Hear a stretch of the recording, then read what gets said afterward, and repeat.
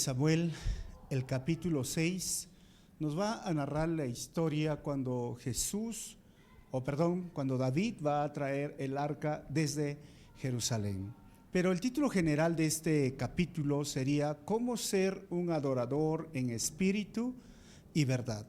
Hasta este momento estamos recordando que David ha sido nombrado o elegido rey por el Señor, pero a la vez nos damos cuenta que ya es la tercera vez que ha sido ungido, pero esta es la última, como decimos, la tercera, la vencida, la última vez donde David va a ser rey sobre todo Israel. Estamos hablando que anteriormente, 7 años atrás, fue ungido como rey en Judá, pero todavía no reinaba sobre todo Israel de esta parte de la monarquía unida, y después de esto va a gobernar 33 años más. Entonces, como estamos viendo aquí, Jerusalén, Hebrón, el mar de Muerto, David conquista la ciudad de Jerusalén porque él necesita un lugar donde reunirse. Él va con su ejército y luego de entrar a esta ciudad conquistada, otros reyes, otros amigos le envían madera, le envían materiales, constructores para levantar la ciudad que hoy se llama la ciudad de David, que vendría a ser en nuestros días Jerusalén. Y cuando vayan a Jerusalén van a encontrar la ciudad de David. Todavía existe hoy esos restos que hoy día se pueden visitar. El asunto hoy se basa en el arca. El arca del pacto, ahora David quiere trasladar desde la ciudad o del lugar, la casa de Abinadab, hasta Jerusalén. El arca, como ustedes pueden ver en la imagen, estaba recubierta de oro. Tenía 2 querubines en la parte de arriba y estos extendían sus alas y tapaban.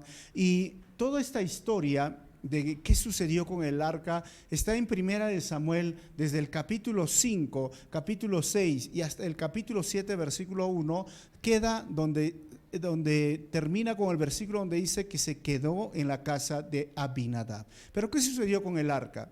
Elí, que era el que animó o ayudó y cuidó a Samuel, en el capítulo 5 David se entera de que los filisteos vienen, se llevan el arca a una ciudad filistea y él se cae de la silla, golpea la parte de la nuca, muere inmediatamente y el arca es llevada, conquistada o sacada de su lugar que se llamaba Silo. Silo era el lugar donde estaba el arca y permaneció como unos 300 años, pero después de esto con los filisteos se lo llevan por 7 meses. A la primera ciudad que llegó empezó muy curiosamente el dios de ellos llamado Dagón.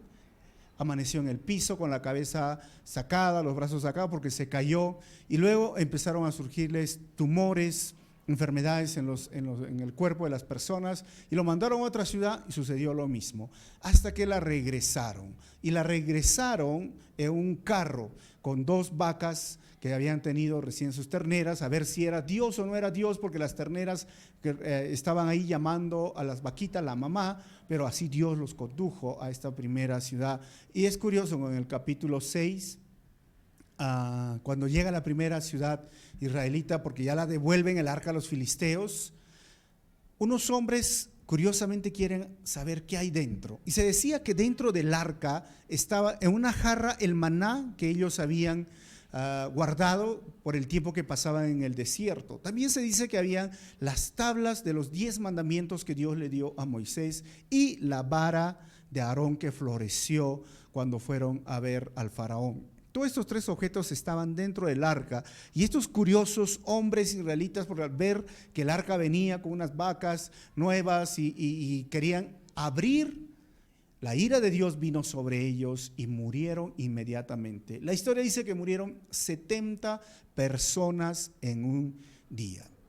Error de los filisteos, lo desconocían, pero ahora vamos a ver qué hace David. Así que este capítulo está dividido en 2 partes. Del versículo 1 al versículo 9, vamos a ver que David intenta llevar el arca. Se movió. Del versículo 10 al 23, es cuando David logra llevar el arca. Entonces, básicamente son dos partes. David intenta llevar el arca y luego David lleva el arca. Estos capítulos, o este capítulo, a medida que voy pasando las diapositivas, van a salir las divisiones de cada párrafo que vamos a estudiar hoy. Así que vamos a ver el primer versículo. David desea trasladar el arca. Dice el texto: una vez más David reunió los 30 batallones de soldados escogidos de Israel. Recordemos que David está en la ciudad de Jerusalén. Recordemos que David ahora es el rey sobre todo Israel, o sea, el poder político le pertenece.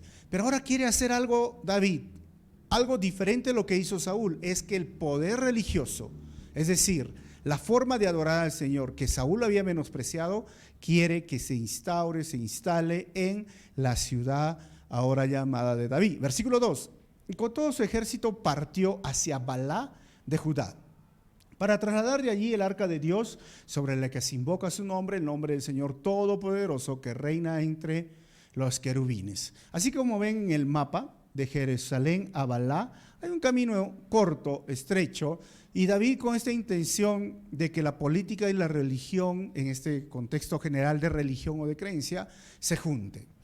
Y ahí viene un asunto que hoy me gustaría tratar y que David está logrando o queriendo hacer: política y religión. ¿Se podrán unir política y religión? ¿Es posible hoy que pueda haber esa compatibilidad entre política y religión? Este es un tema que se ha discutido mucho. Hay personas que dicen política y religión no deben mezclarse, o hay personas que dicen sí, desde la religión podemos influenciar la política y podemos formar partidos políticos y ser los gobernantes de una nación. ¿Qué más que un presidente cristiano?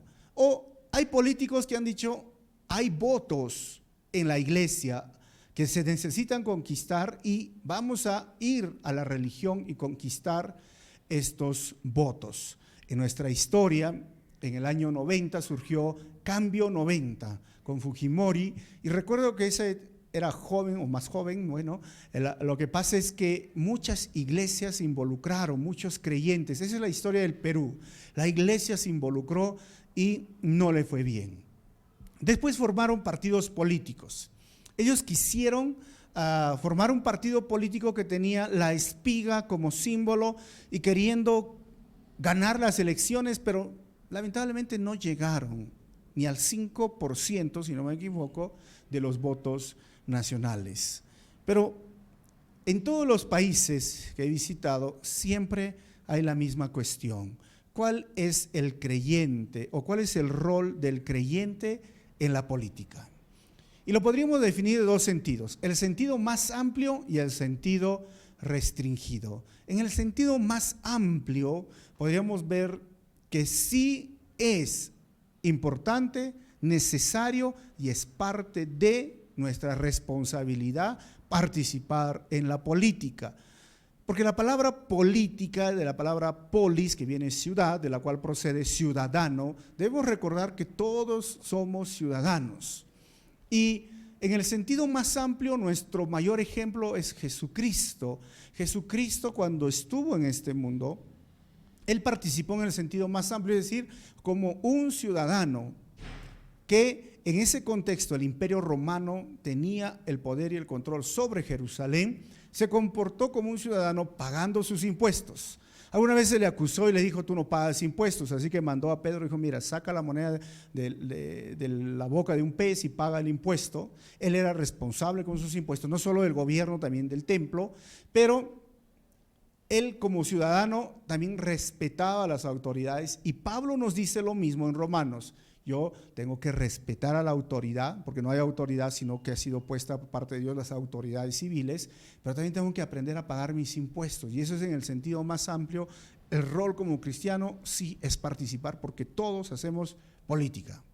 Ahora, en el sentido restringido de ser parte de la política en sí que maneja el gobierno, en la Biblia encontramos muchas referencias. Por ejemplo, José José fue un político, uno era la mano derecha del faraón, él administraba, él dirigía, él gobernaba, le dieron tanta confianza que él gobernaba en ese tiempo todo ese imperio egipcio. Tenemos a Daniel, que fue el consejero del rey, que estaba gobernando también en algunas provincias, sus amigos. Tenemos a Nehemías, tenemos a muchas personas que han sido parte de este sistema o sentido restringido de la política. Entonces, si la pregunta sería, ¿puede entonces un cristiano participar en el sentido restringido? Porque ya sabemos que en el sentido amplio sí lo podemos hacer y somos responsables. La respuesta, en mi opinión, es sí para un cristiano que viene y que se está preparando, pero no para un pastor. Los pastores somos llamados a cuidar la grey, las ovejas, a pastorear a las ovejas, a enseñar la palabra, no a participar de forma, en ese sentido, restringido en la política. Tristemente, en toda Latinoamérica, pastores se han involucrado en ese sentido restringido de la política y no les ha ido bien. En nuestro país tenemos muchos pastores que se han involucrado y han perdido todo en el sentido ministerial, porque para mí como pastor el ministerio lo es todo.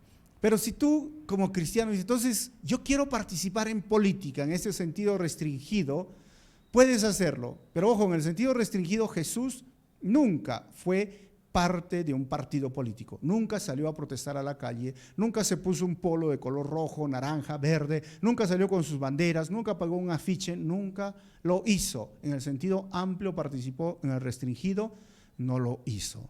Pero como vuelvo a repetir, si tú dices, me gustaría participar, bueno, en el sentido restringido, en mi opinión, un cristiano sí lo puede hacer. Pero tendría que considerar estos 7 puntos que te voy a mostrar y te lo voy a pasar rapidísimo. Lo primero es la prioridad, es Dios. O sea, si tú eres cristiano y quieres participar en la política, recuerda que tu prioridad siempre es y debe de ser Dios. Dios siempre es en primer lugar, no el partido político. Dios siempre es en primer lugar, no el trabajo. O sea, Dios siempre es en primer lugar y no tus reuniones políticas. Y ahí es donde uno tiene que tener este balance, porque por ahí personas cristianas que se involucran en política nunca más aparecen en la obra, en la iglesia o sirviendo al Señor. Y lo segundo que deberías considerar es un llamado confirmado. Dios claramente evidenció tanto a José, tanto a Daniel o a Nehemías, que era el propósito por el cual ellos deberían estar en ese lugar. Aún Esther, la reina, Mardoqueo lo dijo, Dios quiso que tú estés en este momento. Es cierto, entonces tengo que preguntarme, Dios, ¿quieres realmente que yo esté en este momento, en este contexto político, en este contexto, digamos, de política de gobierno o de la situación económica en la que se encuentran? ¿Y cómo yo sé que soy llamado? Bueno, el deseo que tengo y los consejeros, debería tener mentores, personas sabias a quien consultar y realmente si Dios me está llamando, un llamado confirmado es ese punto a considerar. Tercero, es la preparación adecuada. No puedes entrar en política sin tener la preparación adecuada. Hay carreras de ciencias políticas o carreras en las cuales tú te vas a capacitar para ser efectivo y eficiente en tu labor.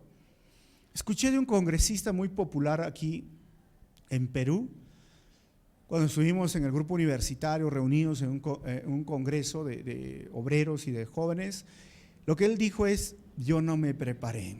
Y cuando entró a la política, porque él llegó a ser congresista, dijo, cometí muchos errores y la gente me vivió, me trataron mal, tenía que tener asesores porque estaba como perdido. Justamente es esto, deberías de prepararte de forma adecuada. Lo cuarto que deberías considerar es la perspectiva correcta. Realmente tú tienes que entender que esa persona o este gobierno o el ser humano estamos todos en una generación caída, depravada, y la injusticia reina y la maldad reina. Porque por ahí hay cristianos que quieren entrar a la política y decir, pues yo voy a establecer el orden jurídico y voy a presentar justicia, pero la misma Biblia dice que la maldad va a aumentar, la injusticia va a crecer. Así que entra con esta perspectiva correcta de que tú sí vas a ser una gran parte, vas a ser una gran ayuda. Tú puedes cambiar algunas cosas, pero no todo el sistema. Y lo que ayudes realmente va a ser de bendición. Lo quinto es que tendrías que considerar mantener la pureza de la iglesia. Es decir, no vengas a la iglesia para ganar votos, ni pidas un púlpito para decir voten por mí. O sea, esto sí, la iglesia es exclusivamente para predicar la palabra del Señor y el púlpito para que sea dada desde este lugar la palabra del Señor. Pero si por ahí hay alguien que dice, soy cristiano y político y dame el púlpito para decir que voten por mí, por favor, considere este punto, mantener la pureza de la iglesia, no lo hagas. Lo sexto es la honestidad. Es claro que como cristiano debes tener esos principios, esos valores y debes ser transparente, debes ser honesto en tus cuentas financieras, honesto en tu vida para que las personas puedan ver que eres una luz o eres la sal en ese partido político. Es decir, mi opinión siempre es que tú, si quieres ser político, involúcrate en un partido político que ya existe. No hagas un partido o creas un partido político nuevo para cristianos, no. Sé parte de un partido político que ya existe, que ya es famoso o popular, involúcrate ahí, pero sé honesto. Y lo último, la verdad de Dios ante todo. Trata de proclamar y declarar la verdad de Dios ante todo, ante tus compañeros, amigos, diciendo que esto es lo que Dios quiere y lo que Dios dice.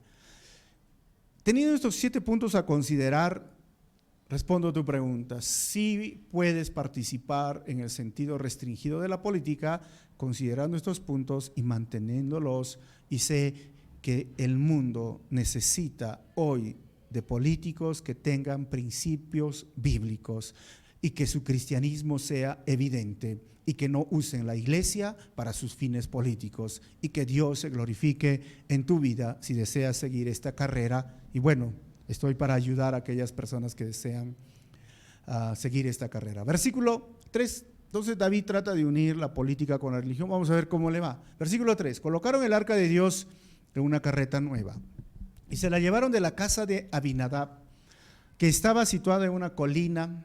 Usa, que significa fuerza, y Agio, que significa amigable, eran hijos de Abinadab que guiaban la carreta nueva. Versículo 4.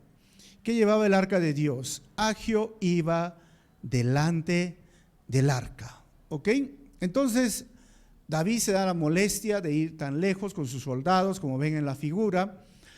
Hace algo muy bueno junto a sus soldados y todo, pero la pregunta es, ¿está bien la forma en que está llevando el arca?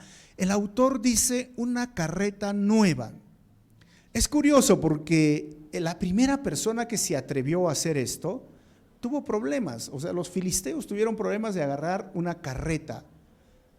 Y ahora David, ¿sabría o no sabría que no debería de llevarse el arca en una carreta? Conocía la historia, pero también conocía la ley de Dios.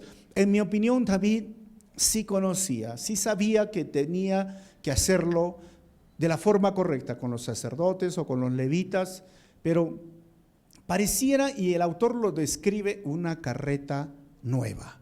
Y lo describe para hacernos entender que a veces querer que las cosas nuevas, algo diferente, sin considerar los mandamientos de Dios, pueden ser aceptados por el Señor.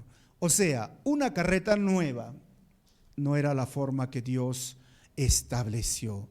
Así que es importante la forma de hacerlo, como a la vez el acto en sí. O sea, no solamente es cómo lo hago, sino el por qué lo hago.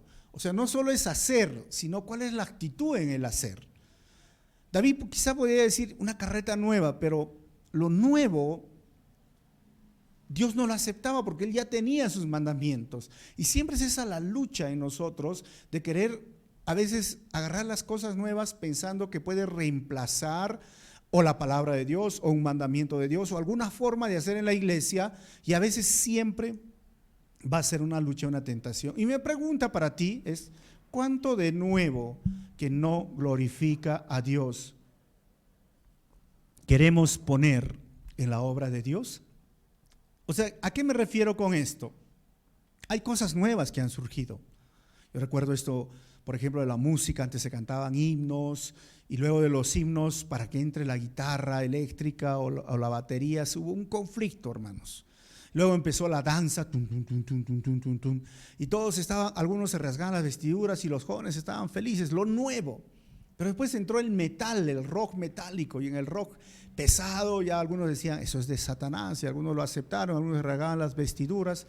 Y hoy entró el reggaetón, el trap. Y suena el trap y la gente dice, algunos se rasgan las vestiduras, algunos dicen, esa es la forma de llamar a los jóvenes. Y no solamente el reggaetón, ha entrado la música electrónica, música cristiana electrónica, y a los jóvenes les agrada. Y ahora viene el conflicto. ¿Qué vamos a poner en la iglesia? ¿Música electrónica, reggaetón, para que los jóvenes vengan, o usamos los himnos o las alabanzas que en ese tiempo se cantaban? Por eso la pregunta, ¿cuánto de nuevo que no glorifica a Dios queremos poner en la obra de Dios? Por eso hay principios que necesitamos manejar, y lo nuevo puede ser peligroso o puede ayudar al ministerio. Pero hay cosas que yo considero, y como lo he escrito aquí, hay cosas que sí se deben de cambiar, pero hay cosas que no deben de cambiar. Obviamente estamos en este mundo de la globalización, de la tecnología, las redes sociales. Hoy podemos usar, por ejemplo, esta transmisión en vivo. Es nuevo. ¿Es pecado? ¿Está mal? No, está bien, pero el asunto es que yo no voy a poner mi esperanza ni mi confianza en que si estoy transmitiendo una enseñanza o grabando, ya ahora sí Dios va a cambiar y modificar, el poder de Dios va a venir. No, porque hay cosas que no deben de cambiar. O sea, no es el método en el cual yo tengo que poner mi confianza, pero el método me puede ayudar. Pero en sí, ¿en qué debo de poner mi confianza? 3 cosas para mí sencillas. Primero, la oración. Nada quita y no debe de cambiar el tiempo que yo paso con Dios, mi relación con Dios. No debe de cambiar, a pesar de que estemos ocupados todos, es mi tiempo con Dios. Segundo, es la palabra de Dios, el estudio de la palabra de Dios. Mi tiempo de conocer y estudiar la palabra de Dios no debe de cambiar. Y tercero, mi tiempo de adoración con el Señor. La profundidad de las letras. Cuando hablamos de adorar en espíritu y verdad, les voy a explicar más adelante, tiene que ver siempre este tiempo de adorar al Señor. Esas 3 cosas no deben de cambiar. Ahora, la forma, el ritmo, a mí no es tan, diríamos, complicado, con tal de que tú puedas tener esto siempre en tu vida. Porque por ahí hay personas que dicen, no aceptamos ese ritmo, pero a veces los que no quieren aceptar ese ritmo nunca tienen un tiempo de oración, no aceptan la palabra, no pasan tiempo en la palabra, no adoran al Señor. Por eso digo, hay cosas que deben de cambiar, sí, pero hay cosas que no deben de cambiar. David quiso que con una carreta nueva cambiar aquello que Dios había establecido como un mandamiento. Lo estaba haciendo con buena intención, pero a veces las buenas intenciones frente a los mandamientos de Dios no van a ayudar. ¿Qué sucedió? Versículo 5. Mientras David y todo el pueblo de Israel danzaban ante el Señor con gran entusiasmo y cantaban al son de arpas, liras, panderetas, sistros y címbalos, como ven acá en la figura, David estaba que se gozaba y alegraba y estaba todo feliz cantando. Miren, es interesante que esa palabra adoración es postrarse delante de Él con todo su ser en espíritu y verdad. La palabra en el griego que se escribe proskuneo. Y esta palabra de proskuneo parece surgir en el corazón de David cuando está transportando el arca. Y el proskuneo se podría describir, para resumirlo, es la misma actitud que tiene tu mascota, tu perrito. Cuando llegas a casa, ¿qué hace el perrito? Se deshace, se mueve, quiere lamber tu mano o estar a tu lado. Algunos se tiran y todo. ¿Sabes qué está haciendo el perrito? Te está adorando, te está proscuneando, para que lo entiendas. Y cuando David usa y está haciendo esto de ir con algarabía y adorar al Señor, está prosconeando, se está rindiendo, se está humillando, lo está adorando con todo su ser. No hay nada más bonito, hermoso, perfecto, bello que Dios en ese momento. Y se olvida de lo demás y vamos a ver qué sucede. Versículos 6 y 7, David presencia la muerte de Usa. 6 dice: al llegar a la parcela de Nacón, los bueyes tropezaron, pero Usa, extendiendo las manos, sostuvo el arca de Dios. 7, con todo, la ira del Señor se encendió contra Usa por su atrevimiento y lo hirió de muerte ahí mismo, de modo que Usa cayó fulminado junto al arca, como ustedes pueden ver en la imagen. ¿Por qué? ¿Por qué cayó? Él solamente tenía una buena intención de agarrar el arca. Podríamos decir muchas razones, pero pienso una de las razones es porque Dios estableció: no toque el arca. Segundo, explicarlo a David. David, no es la forma. Puede suceder estas cosas porque el camino, llevarlo con bueyes y las llantas se pueden caer y no es la forma correcta. No quiero que el arca sea llevado así a Jerusalén. Dios le estaba dando un mensaje. Tercero, que entiendan que la presencia de Dios es más grande, más amplia, más poderosa que todo lo que ellos honestamente querían venerar. Pero ojo, en Números capítulo 4, versículo 15, vamos a leer lo que dice: cuando Aarón y sus hijos hayan terminado de cubrir el santuario y todos sus accesorios, los israelitas podrán ponerse en marcha. Entonces vendrán los coatitas para transportar el santuario, pero sin tocarlo para que no mueran. Y también transportarán los objetos que están en la tienda de reunión. O sea, Dios estableció algunas cosas. Primero, que sean los levitas. Ellos no eran levitas, los que estaban trasladando de repente eran los bueyes. Segundo, no deberían tocar, Usa tocó. Y tercero, tenían que ser los coatitas, o sea, los descendencia de Coat. Y cuarto, tenían que purificarse, o sea, prepararse para llevar el arca. No era simplemente agarrar y decir, bueno, tengo buena intención y lo voy a llevar. Hermanos, esto nos da muchas lecciones. Muchas personas creen tener buenas intenciones y en esas buenas intenciones quieren romper los mandamientos de Dios y al final ellos terminan golpeándose con la pared porque no es la voluntad de Dios. Vamos a perder siempre. A veces en nombre del amor. Pero es que el amor es sublime, es puro y nosotros queremos, nos amamos y quieren romper los mandamientos de Dios. Nunca les va a ir bien. ¿Cuántas parejas han roto, han cruzado barreras o han caído en pecado y lo han dicho en nombre del amor? Es que nos amamos y Dios nos comprenderá. ¿Sabes qué? Dios se puede comprender, pero has roto mandamientos, por lo tanto se sufrirá las consecuencias de tu pecado. No importa la intención que hayas tenido, a Dios le importa que tú cumplas y obedezcas sus mandamientos tal y como están escritos. En la Biblia encontramos los mandamientos que son blancos, así claritos. No lo hagas, no toques, no hagas esto. Mira, o negro, esto sí.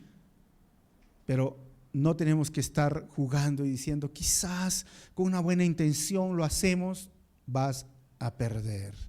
Versículo 8 al 9 vamos a ver, David reacciona con enojo y temor por el arca. Porque miren lo que sucedió. Versículo 8, David se enojó porque el Señor había matado a Usa.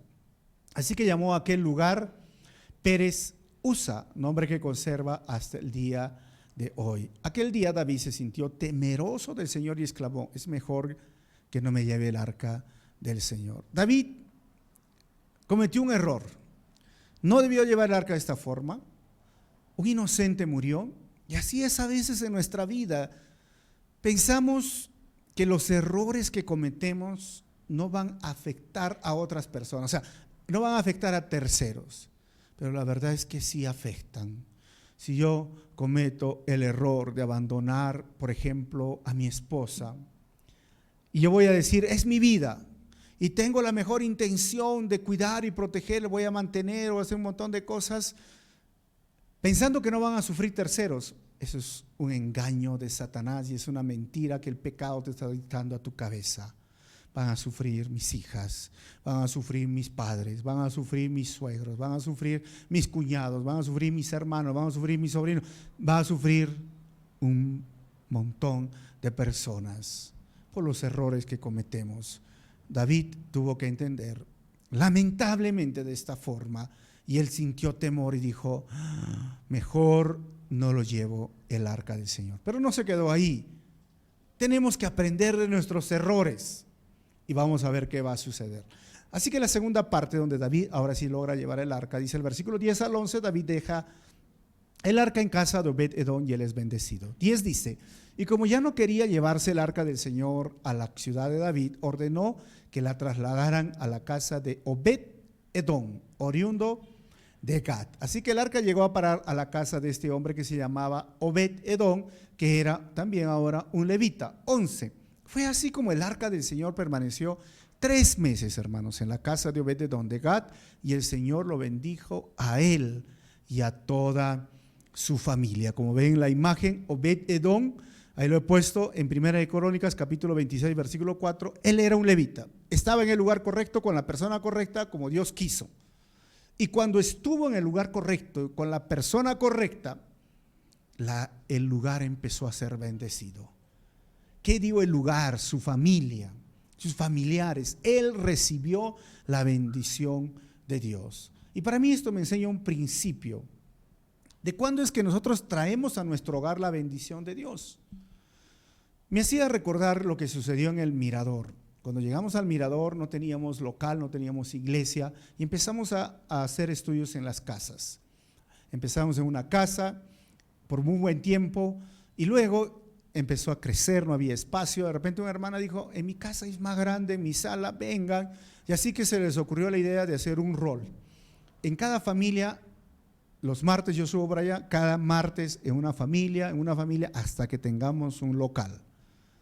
Las primeras casas que llegamos eran muy interesantes, tenía el espacio suficiente, bonito, pero poco a poco, como fueron llevando la bendición, la palabra. Yo sé que en ese tiempo el arca era la señal de la presencia del Señor. Hoy, ¿qué es?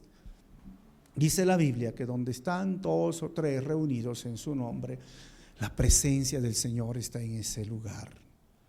Así que al hacer estudios bíblicos, al abrir su casa para que la iglesia se reúna, esos hogares fueron bendecidos. Así que poco a poco Dios fue bendiciendo con trabajo, empezaron a construir su casa y era como ese deseo de decir, pero ¿cómo voy a recibir en mi sala así a los hermanos? Y empezaron a mejorar sus salas, a comprar muebles, a pintar, a arreglar sus baños y todo. Y de un momento a otro, las casas, las salas empezaron a estar muy bonitas.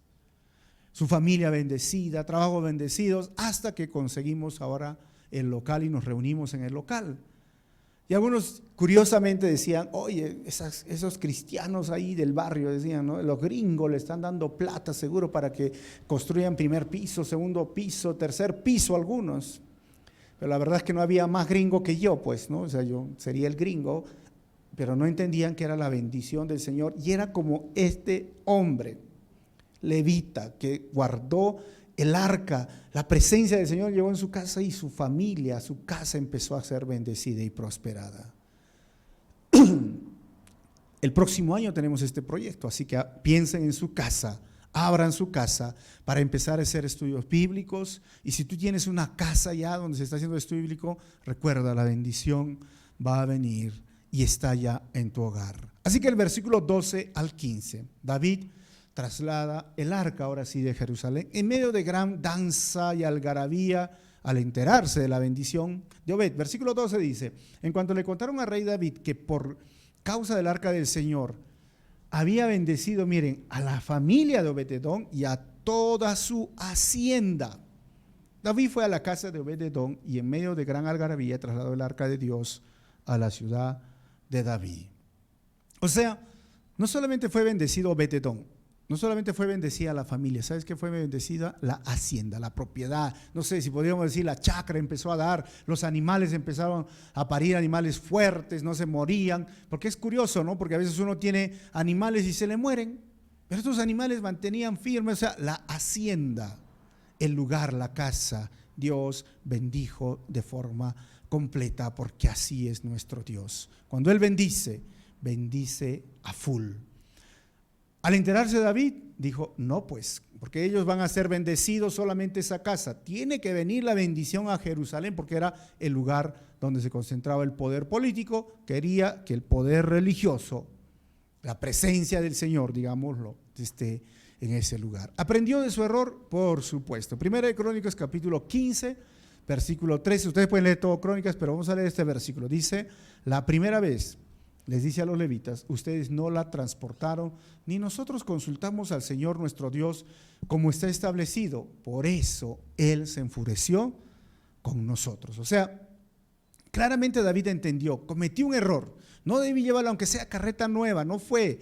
Ahora vamos a hacer la forma correcta. ¿Y qué les dice después en los siguientes versículos? ¿Saben qué? Purifíquense, prepárense. ¿Qué ropa tiene que venirse? Efod de lino, entonces pónganse el efod. ¿Qué tienen que hacer? Sacrificios hagamos. O sea, ahora sí, la forma correcta. Y siempre esto nos va a enseñar que no es lo que tú, como tú quieras, aunque sea nuevo, y a veces ese no es el problema es que tienes que hacerlo con la actitud correcta, tal como Dios lo ha establecido en su palabra. Versículo 13. Apenas habían avanzado 6 pasos los que llevaban el arca cuando David sacrificó un toro y un ternero engordado. Es curioso, ¿no? Pues como dar 6 pasitos. 1, 2, 3, 4, 5 y 6. Y ya David está empezando a sacrificar un toro. Qué alegría, qué regocijo, qué corazón de adorador ahora tiene David. ¿Y qué sucedió? Versículo 14. Vestido tan solo con un efod de lino. Ojo, se puso a bailar ante el Señor con gran entusiasmo. Ahí tenemos un adorador. Dice, se puso a bailar. O sea, ahí está, algunos jóvenes preguntan, pero pastor, ¿se puede bailar o no se puede bailar? Sí, David bailó. Y es curioso porque quieren sacar este texto fuera del contexto para simplemente su pretexto. Yo siempre les digo, tú puedes encontrar otras referencias, otras historias donde David bailaba, donde David todos los días se ponía a bailar o que cuando se reunía bailaba. Esta es una ocasión única. Y texto paralelo, Crónicas, pero es paralelo, no es que es otro.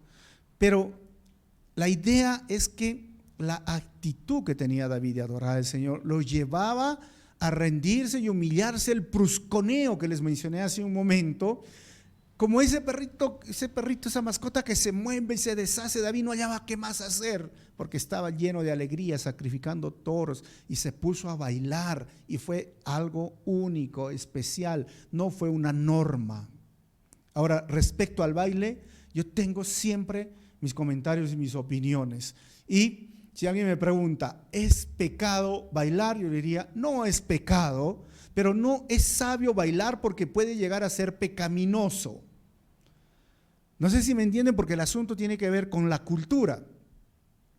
En toda cultura hay algo que es pecaminoso o algo, o mejor dicho, algo que está bien y hay algo que está mal, o hay algo que es normal y hay algo que es anormal, que no está escrito, pero que es obvio y se supone y todos lo podemos decir, y si empezamos a sacar cosas aquí van a decir, sí, eso está bien, eso está mal. Por ejemplo, algunas personas me dicen, puedo bailar, a veces vienen del occidente, y yo les digo, oye, ¿qué piensas tú de sacar fotocopias de un libro? Oh, eso está mal. ¿Qué piensas tú de tener un programita de internet que te bajas? No, eso está mal. Pero acá se hace en Perú, pues sí lo hacen. Y en muchos lugares lo hacen. Y no está mal. No, oye, pero ellos se ponen mal. Pero ahí va el asunto. ¿Se puede bailar? Y digo, aquí es sinónimo de pecado, es sinónimo básicamente de estar en el mundo. Y lamentablemente el latino no baila pues con cuerpo tranquilo como a veces bailan los del occidente, sino con mucha sensualidad. Y frente a esa sensualidad llega a ser pecaminoso o llega a hacer caer a otras personas. Y ahí es donde mi libertad tiene un límite.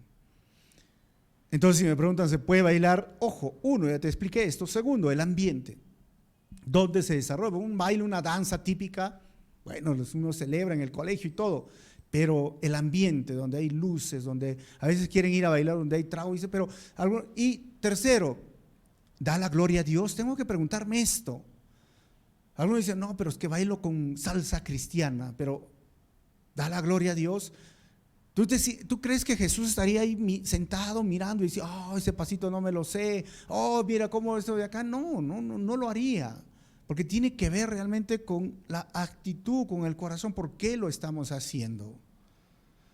Y tengan mucho cuidado con esto, porque como digo, puede llegar a ser pecaminoso. Se puso a bailar, ojo, ante el Señor, pero fue en sinónimo o en esa actitud de adoración con gran entusiasmo. Y no solo bailó, quiere ver lo que hizo.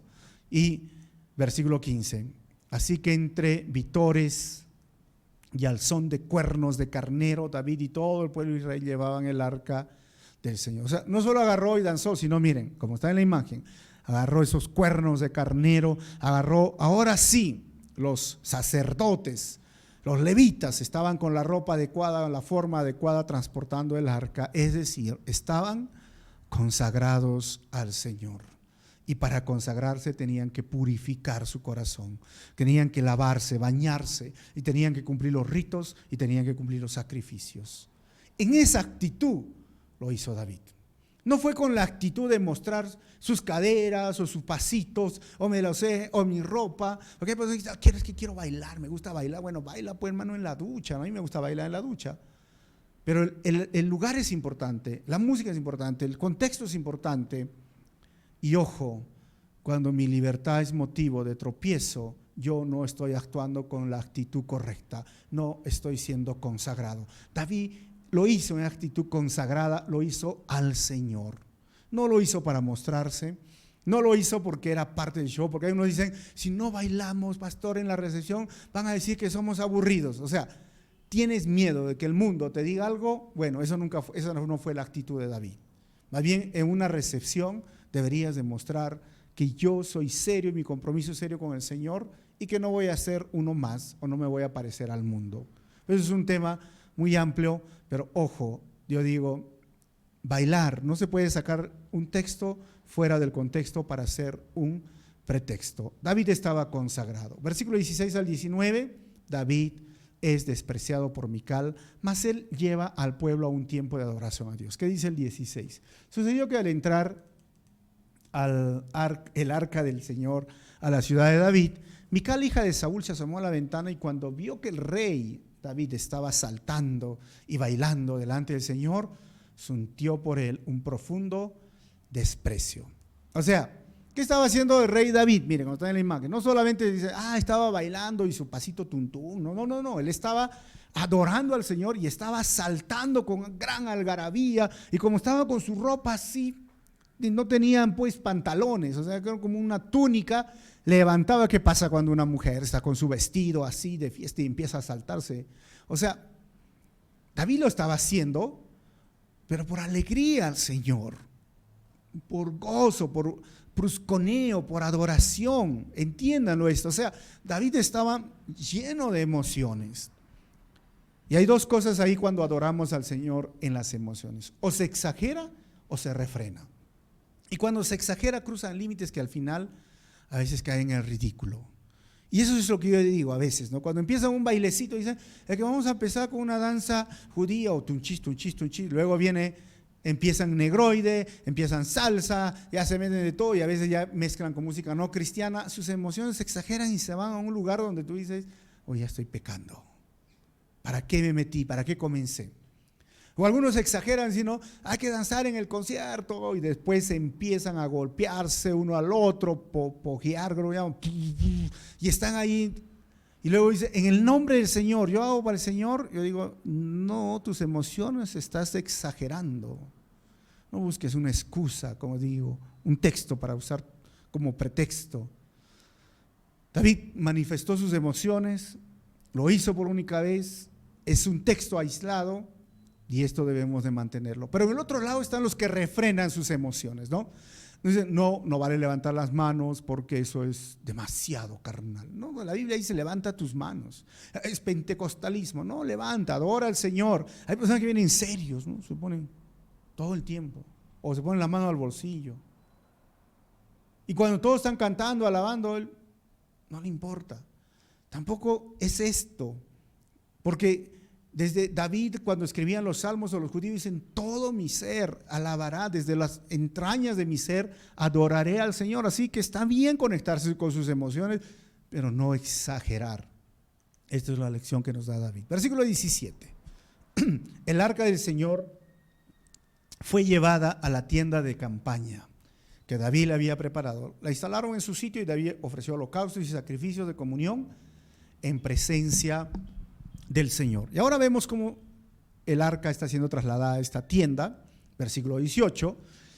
Después de ofrecer los holocaustos y los sacrificios de comunión, David bendijo al pueblo en el nombre del Señor Todopoderoso. 19. Y a cada uno de los israelitas que estaban allí congregados, que eran toda una multitud de hombres y mujeres, les repartió pan, una torta de dátiles y una torta de uvas pasas, y después de eso todos regresaron a sus casas, ¿no? Se hace recordar a las coinonías, las fiestas que hay en la iglesia. Todos comen y después se van. Bueno, así era. Bueno. Versículo 20, David escucha este reproche de Mical. 20, cuando David volvió para bendecir a su familia, Mical, la hija de Saúl, ojo que usa la hija de Saúl, le salió al encuentro y le reprochó: qué distinguido se ha visto hoy el rey de Israel, así lo diría en ese tono, desnudándose como un cualquiera en presencia de las esclavas de sus oficiales. Y ahí vemos cuando Mical le está riñendo, renegando, molestando a David. Versículo 21 al 23, y ahí terminamos. David responde a Mical. Le dice David, 21. David le respondió: lo hice, ojo, ¿en presencia de quién? Del Señor, no del DJ, no de mis amigos para que sepa que soy aburrido. No, en presencia del Señor, quien en vez de escoger a tu padre o cualquier otro de tu familia, me escogió a mí y me hizo gobernante de Israel, que es el pueblo del Señor. De modo que seguiré bailando en presencia del Señor. Y, 22, me rebajaré más todavía hasta humillarme completamente. Sin embargo, esas mismas esclavas de quienes hablas me rendirán honores. Y este humillarme, me rebajaré, es como me proscuneo, como decía esta palabra. Me voy a humillar como el perrito, como la mascota, no importa, porque me deshago frente a mi dueño, Jehová de los ejércitos. Esa era la actitud y eso lo hizo delante del Señor. Versículo 23. Y Mical, hija de Saúl, murió sin haber tenido hijos. Como ven, Mical, hija de Saúl, y el autor lo pone así porque Saúl no le gustaba adorar al Señor, no le gustaba alabanza y ni respetar los mandamientos. Dice, pero esta Mical, hija de Saúl. Pero David, el adorador. Y el castigo, la disciplina, si lo quieren llamar, fue: no tengas hijos, Mical. Y para esa cultura, no tener hijos, hermanos, fue terrible. Era una señal de maldición muchas veces. Y se burlaban las otras mujeres. Su valor estaba en tener hijos. Mical vivió amargada. Y es algo que muchas personas hoy día no entienden. A veces el ser amargado no te va a ayudar, no te va a dejar estar en paz en tus relaciones personales, con tus amigos, familiares, o si es en pareja. Mical, vamos a ver más adelante cómo le va con David, pero siempre vivió amargada. Esto lo dejamos para la próxima. Terminamos con 3 conclusiones. La primera que hemos visto: no podemos mezclar nuestros intereses políticos con los religiosos, pero sí un cristiano puede servir en la política con principios bíblicos, en el sentido restringido que hemos dicho. Número 2, nada reemplazará a pasar tiempo en oración con Dios, la lectura bíblica y el tiempo de adoración, aunque cambien las épocas. Realmente, cuando yo digo esto, mira, a mí no me importa si se escucha rock, o se escucha salsa o reggaetón, lo nuevo, la música electro y bla, bla, bla. Me importa que pases tiempo con el Señor, que profundices en la palabra y que adores al Señor en espíritu y verdad. Y espíritu significa que yo tengo que nacer en el espíritu para poder adorar a Dios en espíritu. Espíritu significa que yo esté bien en mi espíritu, porque si hay pecado no va a haber una relación con Dios. Y verdad es que la verdad de la doctrina o de la esencia de quién es Dios se manifieste cuando yo le canto, cuando yo le adoro al Señor. Porque hay canciones, hermanos, que son bonitas melodías, pero no adoran a Dios. No lo adoran. A veces adoran más al ser humano que a Dios. Por ejemplo, hay una canción que a mí me recuerda ahorita, es La niña de tus ojos. Otras personas se lloran con esto, pero analiza bien esa canción. O Que seas mi universo. A veces ni mencionan a Dios, parecen bonitas. Pero es curioso, ¿ah? Pero en el reggaetón, por ejemplo, Redimidos tiene el nombre de Jesús, una letra muy profunda. O sea, otra vuelta, los ritmos y esas cosas nuevas, profundiza, sé un adorador en espíritu y en verdad, y que las canciones resalten la verdad, hermano. Es triste hoy, como decía un amigo, le hemos entregado hoy el lado de la alabanza, la adoración, a escritores o personas que no conocen nada de Biblia, no tienen idea de la doctrina bíblica y son los que escriben las canciones. Pueden tener muy buenos ritmos, pero no expresan la verdad de Dios. Así que tiene que ver todo con lo que es el ser interior, adorar en espíritu y en verdad, y eso es donde nos lleva a la tercera conclusión. Dios busca adoradores en espíritu y en verdad. Esto lo fue David. David fue un adorador en espíritu y verdad. Y él dijo, miren de dónde Dios me ha sacado. Esa es una verdad. Y si miramos nosotros de dónde Dios nos ha sacado, del basurero, del pecado, estábamos perdidos, estábamos destruyendo nuestra propia vida. Y Dios en su gracia nos alcanzó. Y por esto, ¿por qué no yo cantar esas verdades o resaltar esas verdades? ¿Por qué pensar que las canciones tienen que hablar de mí? No, tienen que hablar de Dios, tienen que adorar a Dios, tienen que expresar a Dios una verdad. Y mi espíritu que ha nacido de nuevo, conectado con el Señor, le rindo, brusconeo, adoración. Me doy completamente en humildad a Él. Y esto es el tiempo de alabanza que cada uno de nosotros debemos de participar. Así que vamos a cerrar nuestros ojos y vamos a orar. Si tú no has estado siendo un adorador en espíritu y verdad, ¿por qué no le dices, Señor, ayúdame a ser un adorador en espíritu y verdad? Cerramos nuestros ojos y vamos